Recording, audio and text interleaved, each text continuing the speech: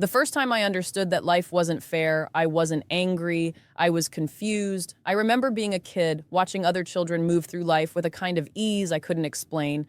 They asked for things without hesitation. They expected good outcomes. They assumed tomorrow would be fine. I didn't. Not because I was pessimistic, but because my world had already taught me something theirs hadn't. I learned early that effort doesn't always lead to reward, that doing the right thing doesn't guarantee safety, that some people start the race closer to the finish line and no one really explains why. As a child, I didn't have the language for unfairness. I just felt it in small moments, in comparisons I didn't want to make but couldn't avoid. Why does their problem get solved so quickly? Why does my mistake cost more? Why do some kids get second chances without asking? These weren't dramatic questions. They lived quietly in my head, unanswered. And when you're young, unanswered questions don't turn into anger right away. They turn into awareness. I became observant. I noticed patterns. I started paying attention to who gets help and who learns to survive without it. I saw how sympathy works differently depending on who you are, where you come from, and what people expect from you. That awareness made me older than my age. I stopped assuming things would work out. I stopped relying on fairness as a concept. I learned to manage disappointment before it arrived. That might sound like strength, and sometimes it is, but it also steals something from you. It steals innocence. Other kids could afford to be careless. I learned to be careful. Other kids were loud with their needs. I learned to calculate mine, and slowly, without realizing it, I started internalizing a dangerous idea. If life isn't fair, then maybe I have to be less demanding, less visible, less hopeful. I didn't blame anyone. I didn't feel entitled to more. I just adapted. I learned how to exist in an uneven system without asking it to change for me. That's the thing about unfairness, and it doesn't always break you loudly. Sometimes it reshapes you quietly. It teaches you to expect less, so disappointment hurts less. It teaches you to rely on yourself because relying on others feels uncertain. It teaches you that stability is fragile and you should never assume it's permanent. I didn't realize at the time how deeply this belief was settling into me, how it was shaping my decisions, my silence, my sense of worth. I remember moments where I could have spoken up and chose not to, moments where I could have asked for help and didn't. Not because I didn't need it, but because I didn't trust fairness to respond. That kind of thinking doesn't come from bitterness. It comes from repetition. When life shows you the same imbalance again and again, you stop questioning it. You start adjusting yourself instead, and that adjustment feels responsible, mature, even admirable, until you realize how heavy it is for a child to carry. I wasn't dramatic about it. I didn't see myself as unlucky. I just learned early that life wouldn't bend to my comfort, so I learned how to bend instead. That belief followed me everywhere, into how I viewed the future, into how I measured risk, into how much I allowed myself to want. Because when you learn early that life isn't fair, dreaming feels risky. You don't want to hope too hard. You don't want to expect too much. You don't want to give life another chance to disappoint you. But here's the part I didn't understand back then. Unfairness doesn't just teach you resilience. It also teaches you restraint. And restraint, when learned too early, can become a cage. At that moment in my life, I didn't know where this lesson would take me. I just knew that something fundamental had shifted. I wasn't just growing up, I was adjusting my expectations of the world. That was the beginning, not of bitterness, not of defeat, but of a long, quiet negotiation between who I was and in the world I was learning how to survive. There's a difference between growing up fast and growing up aware. I wasn't forced into adulthood by a single moment. It happened gradually, through things I noticed, things I understood before I was supposed to, things no one sat me down to explain. I started picking up on adult problems without trying to. Conversations that paused when I entered the room. Tension that didn't belong to me, but somehow landed on my shoulders anyway. Decisions being made quietly, carefully, like everything was fragile. And when you're a kid who notices that fragility, you don't stay a kid for long. I understood limits before I understood choices. I knew what couldn't happen before I ever imagined what could. I learned to read situations, to sense when something was off, to adjust myself accordingly. That awareness made me responsible, but not in a way that felt empowering. It made me cautious. I stopped acting my age without consciously deciding to. While others were free to be impulsive, I learned to think ahead, to consider consequences, to weigh outcomes. It wasn't wisdom, it was self-protection. I didn't lose my innocence in a dramatic way. No big moment, No clear before and after. It just thinned out over time, replaced by understanding, and then by restraint.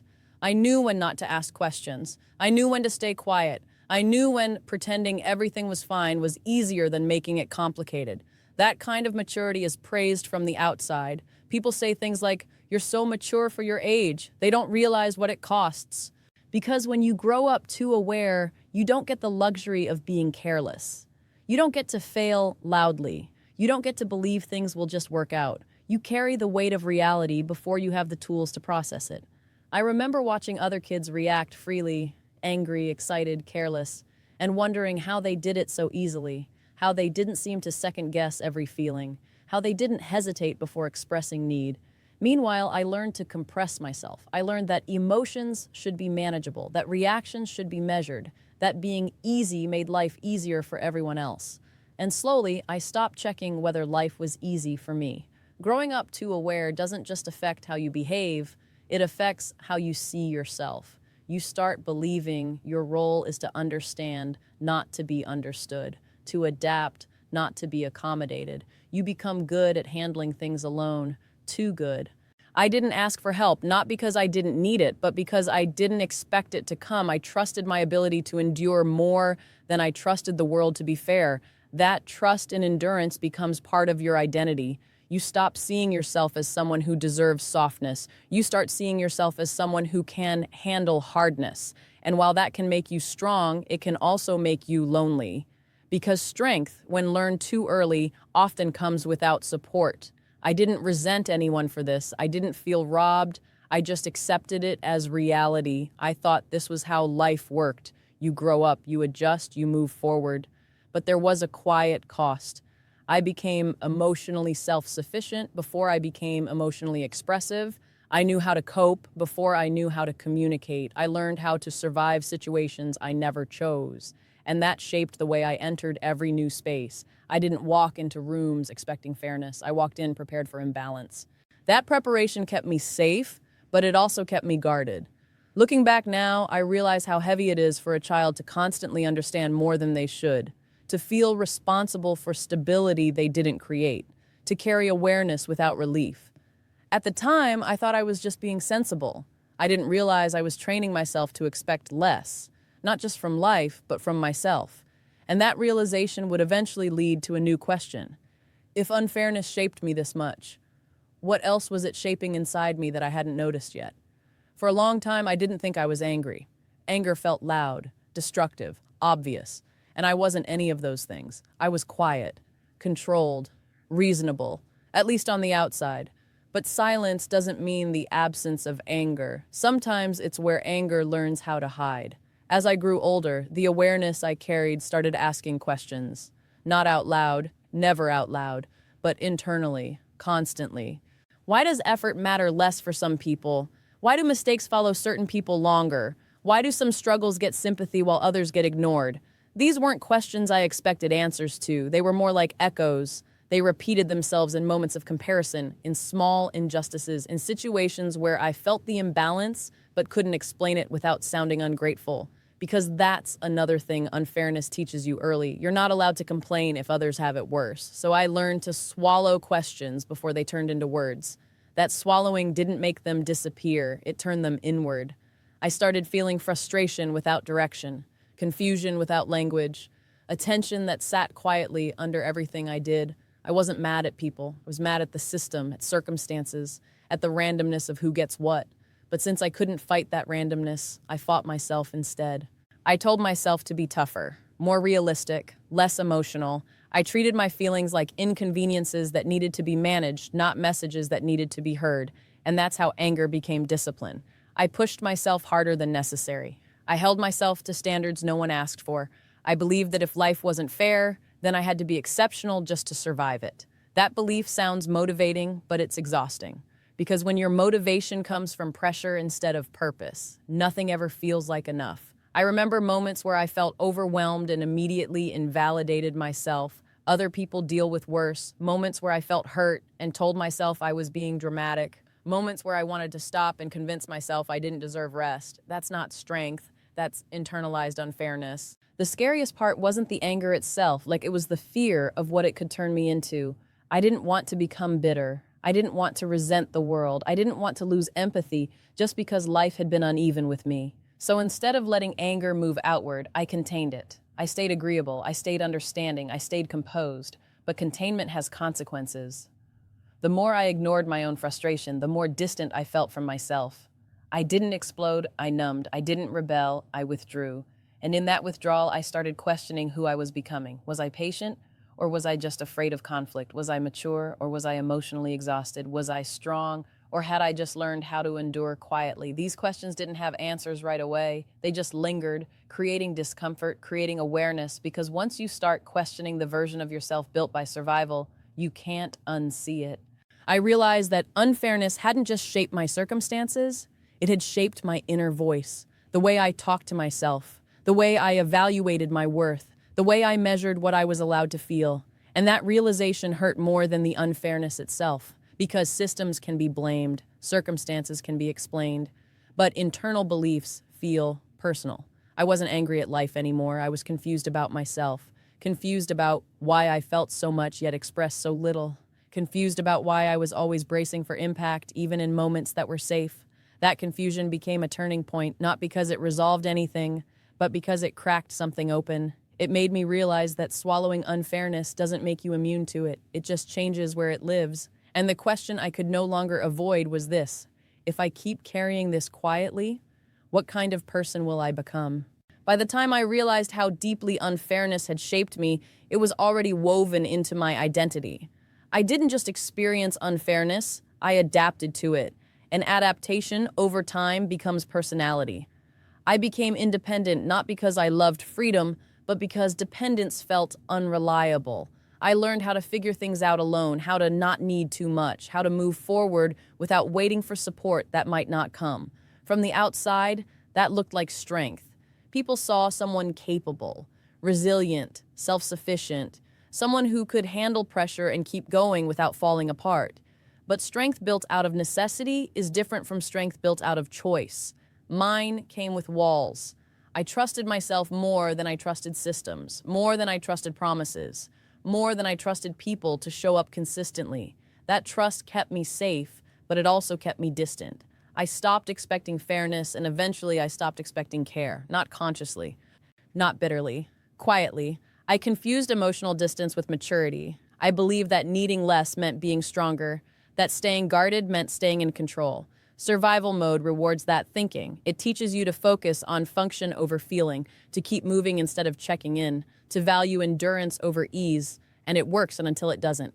Because survival mode doesn't teach you how to live, it teaches you how to last. I started noticing that even when things were going well, I was still bracing for impact. I couldn't fully relax. I couldn't fully trust stability. My mind was always scanning for what might go wrong next. That constant vigilance became exhausting. I had built an identity around being the one who could handle things. And now, I didn't know how to step out of it without feeling like I was failing. If I slowed down, I felt guilty. If I rested, I felt undeserving. If I asked for help, I felt weak. Those feelings didn't come from reality. They came from patterns I learned when life taught me early that nothing was guaranteed. Unfairness didn't just make me resilient, it made me rigid. I held myself to impossible standards because I believed that was the price of survival. I didn't allow softness because softness felt risky. I didn't allow dependence because dependence felt dangerous. And over time, that self-reliance became isolating. I didn't feel connected the way I wanted to. I felt functional, reliable, useful, but not fully alive. That realization was uncomfortable because it forced me to question something I had always been proud of. What if the traits I saw as strengths were also limiting me? What if independence wasn't always empowerment? What if resilience didn't have to mean emotional distance? What if surviving wasn't the same as living? Those questions didn't weaken me, they challenged me. They made me realize that unfairness had shaped me, but it didn't have to define me forever. I could honor the strength I built without staying trapped in the version of myself that only knew how to endure. That was a difficult shift, because letting go of survival patterns feels unsafe, even when they're no longer necessary. You don't know who you'll be without them. You don't know if the world will meet you with fairness if you stop protecting yourself so intensely. But holding on was costing me more than letting go ever could. I didn't need to erase who I became. I needed to soften it, to allow myself to experience life without armor all the time. And for the first time, I considered the possibility that unfairness, while formative, didn't get the final say. It had taught me how to stand on my own. Now, I needed to learn how to stand with myself. That understanding marked a turning point, not in circumstance, but in identity. Because once you realize survival mode isn't the only way forward, you start searching for something better, something truer, something that feels like living. Acceptance didn't come to me as peace, it came as honesty. I didn't wake up one day and suddenly feel okay with everything life had taken or denied. What changed was quieter than that. I stopped fighting the truth of my experience, and I stopped pretending it hadn't shaped me. Life wasn't fair to me early on, and denying that didn't make me stronger. It just made me disconnected. For a long time, I thought healing meant becoming unaffected. Like one day I'd reach a version of myself that wasn't touched by unfairness anymore. But that idea was just another survival instinct. Healing wasn't about erasing the past, it was about understanding it.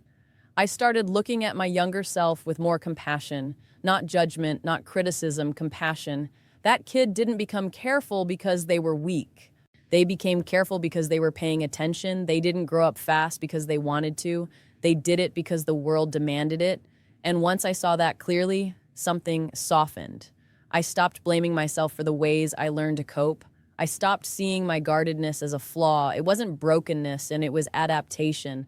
But adaptation isn't meant to be permanent. Just because survival taught me certain habits didn't mean I had to live by them forever. I began redefining fairness in a way that didn't depend on the world changing first. I stopped waiting for life to meet me gently before allowing myself to rest, to want, to hope.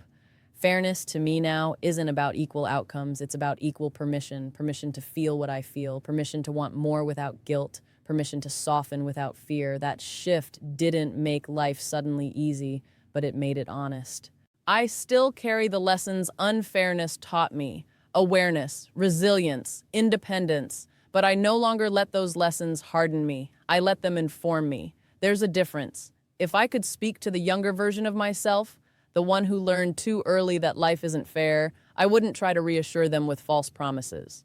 I wouldn't say, everything will be okay. I'd say something more real. You're allowed to want better, even if life hasn't been kind yet. You don't have to shrink to survive. Your sensitivity isn't a weakness. It's evidence that you're alive.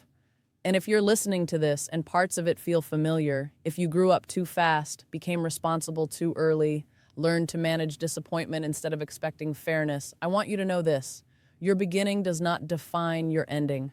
The traits you develop to survive are not the limits of who you can become. You are not obligated to stay hardened just because life required strength from you once. You're allowed to relearn softness. You're allowed to unlearn constant vigilance. You're allowed to live, not just endure. Life may not be fair, but you can be fair to yourself. You can give yourself the understanding you didn't receive, the patience you weren't shown, the room to grow beyond what shaped you. Unfairness taught me how to stand on my own. Healing taught me how to stand without armor, and that difference changed everything. I don't resent my past anymore. I don't romanticize it either. I carry it with clarity, not as a weight, but as context. Because learning early that life isn't fair didn't break me. It taught me something else just as important: that fairness can begin with how gently you treat yourself, even when the world hasn't.